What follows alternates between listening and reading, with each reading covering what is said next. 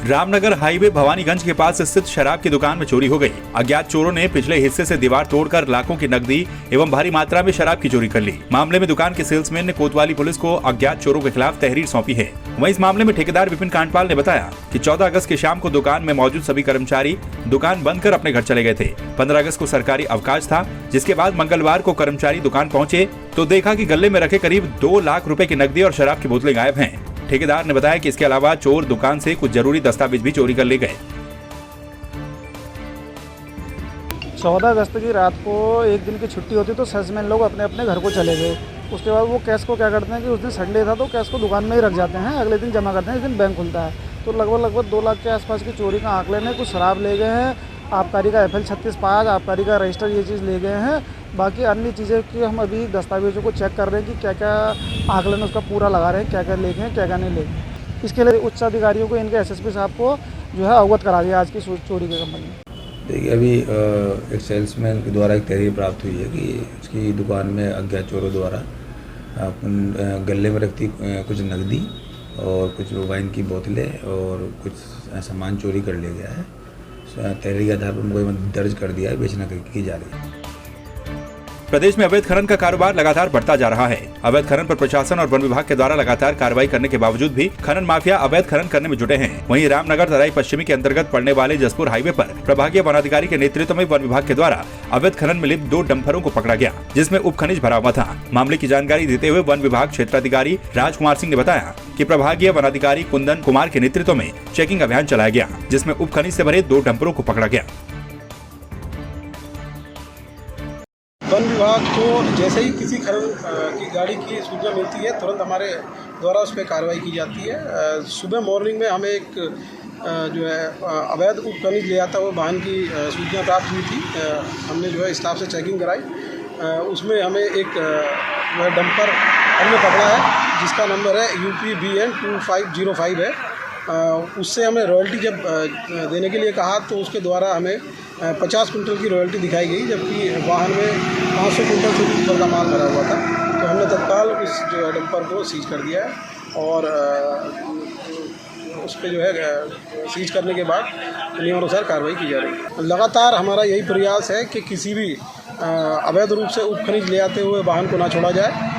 और मैं लोगों से अपील भी करूँगा कि अगर कोई इस प्रकार की गतिविधियों से संलिप्त है तो वो जो है वैध पास के साथ ही जो है वाहन को चलाएं, अन्यथा हम जो है किसी भी स्थिति में वाहन को नहीं जाने देंगे।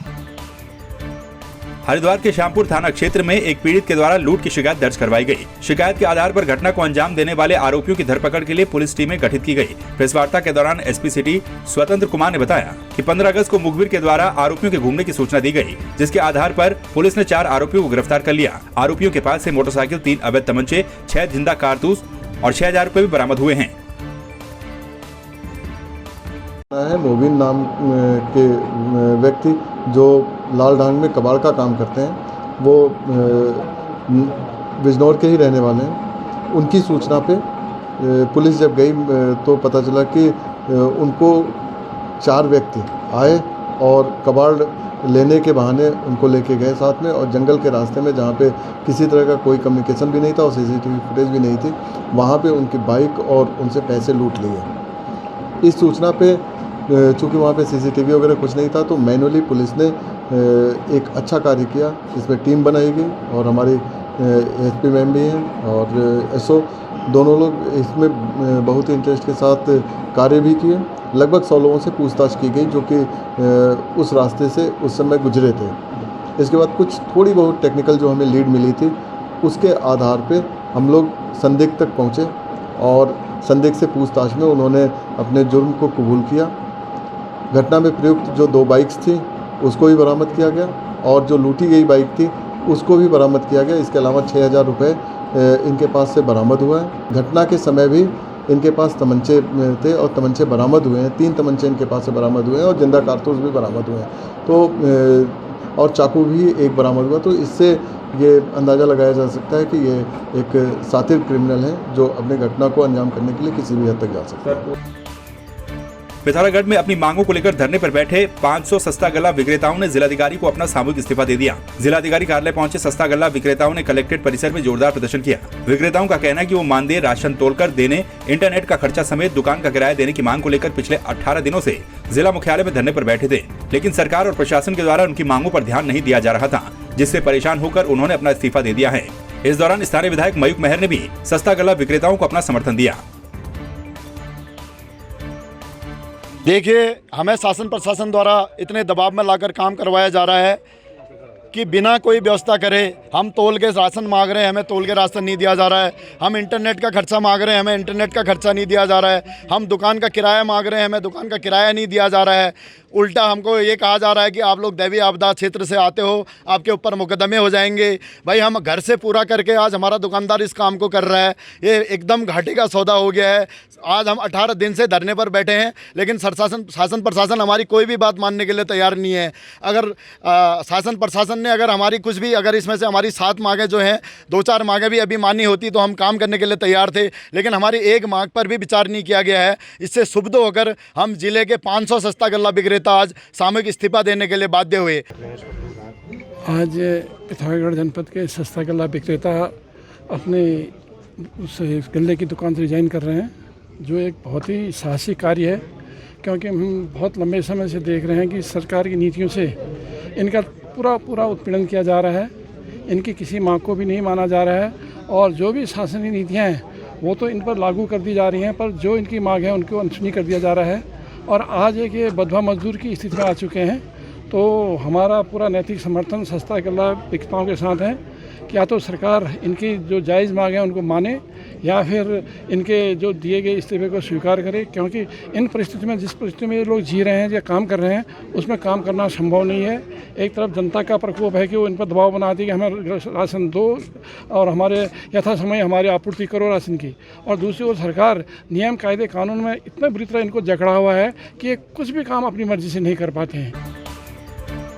पिथौरागढ़ नगर पालिका अध्यक्ष राजेंद्र रावत ने एक प्रेस वार्ता की। वार्ता के दौरान उन्होंने शहर में कराए जा रहे विभिन्न विकास कार्यों की जानकारी दी। पालिका अध्यक्ष ने बताया कि शहर को यातायात की समस्या से निजात दिलाने के लिए नए पार्किंग स्थल बनाए जा रहे हैं। उन्होंने बताया कि नगर के लक्ष्मी नारायण मंदिर के साथ ही KMOU स्टेशन, शनि मंदिर, पांडे गांव और जाखनी में 4 नई पार्किंग का प्रस्ताव नगर पालिका ने तैयार कर शासन को भेज दिया है। शासन की सहमति के बाद इन पार्किंग स्थलों का कार्य शुरू कर दिया जाएगा। लक्ष्मी नारायण मंदिर के पास एक पार्किंग, जो 59 करोड़ की पार्किंग का प्रस्ताव वहाँ पर गया है, उसकी DPR भी चली गई है। साथ ही हमने विभिन्न जगहों पर मोक्ष धाम के पास एक पार्किंग पांडे गांव में, शनि मंदिर के पास, एक जाखनी में, जाखनी के पास, और एक नीचे बबन नौले के पास टनकपुर रोड में 4 पार्किंग के प्रस्ताव हमारे स्वीकृति की दशा में। साथ ही हम नगर में विभिन्न वार्डों में जहाँ भी जगह मिलती है पार्किंग के लिए व्यवस्था कर रहे हैं। और साथ ही देव सिंह फील्ड के सौंदर्यीकरण का एक 4 करोड़ 70 लाख का एक प्रोजेक्ट हमने शासन में भेजा है, क्योंकि वो ऐतिहासिक मैदान है और जहाँ से कई इंटरनेशनल नेशनल खिलाड़ी निकले, एक हमारी पहचान है। तो वो प्रस्ताव भी हमारा शासन में गया है, और हम लगातार ये प्रयास कर रहे हैं कि नगर में जितनी छोटी छोटी हर मोहल्ले में पार्किंग बने, ताकि यातायात की समस्या से समाधान हो सके। श्रीनगर हाईवे पर बागवान के पास एक बस और बाइक की टक्कर हो गई। इस दुर्घटना में बाइक सवार 2 व्यक्ति गंभीर रूप से घायल हो गए। इस दौरान हाईवे से गुजर रहे कैबिनेट मंत्री सौरभ बहुगुणा ने घायलों को अपनी गाड़ी से अस्पताल पहुंचाया। साथ ही अस्पताल पहुंचकर घायलों का हालचाल भी जाना। इस दौरान उनके साथ रुद्रप्रयाग विधायक भरत चौधरी भी मौजूद थे। घायल युवक यूपी के बताए जा रहे हैं और घायलों का इलाज बेस अस्पताल श्रीकोट में चल रहा है।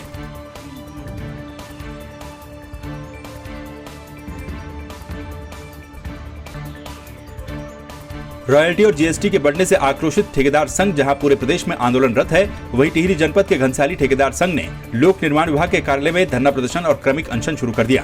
प्रदर्शन में मौजूद सैकड़ों लोगों ने सरकार के खिलाफ नारेबाजी की। वहीं इस क्रमिक अनशन में मौजूद ठेकेदार संघ घनसाली के अध्यक्ष प्यार सिंह बिष्ट ने कहा कि उत्तराखंड का हर ठेकेदार सरकार की इस पॉलिसी से परेशान है। उन्होंने कहा कि वो मुख्यमंत्री धामी से भी इस संबंध में मुलाकात कर चुके हैं, लेकिन सरकार अभी तक ठेकेदारों की मांग पर विचार नहीं कर रही। ठेकेदार संघ अध्यक्ष ने मांग पूरी न होने पर सरकार के खिलाफ उग्र आंदोलन की चेतावनी भी दी।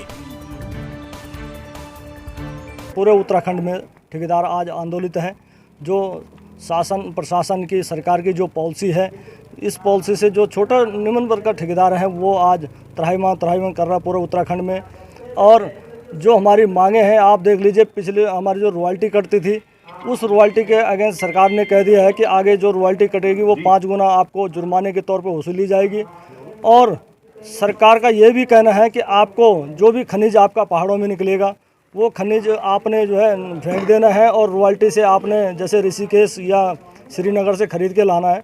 तो हमारी मांग थी सरकार से कि ये पहाड़ों की भौगोलिक स्थिति अलग है और प्लेन्स की अलग है, तो हमारा मानना है कि अगर हम ऋषिकेश से एक पत्थर लाते हैं, एक पत्थर की बात करो, अगर एक पत्थर लाते हैं उसकी कॉस्ट क्या बैठेगी। स्वतंत्रता दिवस को बेरीनाग में धूमधाम से मनाया गया। नगर में स्कूल के बच्चों के द्वारा प्रभात फेरियां निकाली गई। शहीद स्मारक पर जाकर लोगों ने शहीदों को श्रद्धांजलि दी। वहीं तहसील कार्यालय में एसडीएम अनिल कुमार शुक्ला और नगर पंचायत कार्यालय में अध्यक्ष हेमपंत ने झंडारोहण किया। गंगोली हाट में हाट कला एवं सांस्कृतिक मंच के द्वारा व्यालपाटा मैदान में 3 दिवसीय जन्माष्टमी महोत्सव का शुभारंभ हुआ। महोत्सव का शुभारंभ पालिका अध्यक्ष जयश्री पाठक और एसडीएम अनिल कुमार शुक्ला ने किया। इस अवसर पर स्वतंत्रता संग्राम सेनानियों व वीरांगनाओं को शाल उड़ाकर सम्मानित किया गया। उद्घाटन के बाद स्कूली बच्चों और स्थानीय कलाकारों के द्वारा रंगारंग कार्यक्रम भी प्रस्तुत किए गए। वहीं इस मौके पर एपण और मेहंदी प्रतियोगिता का आयोजन भी किया गया।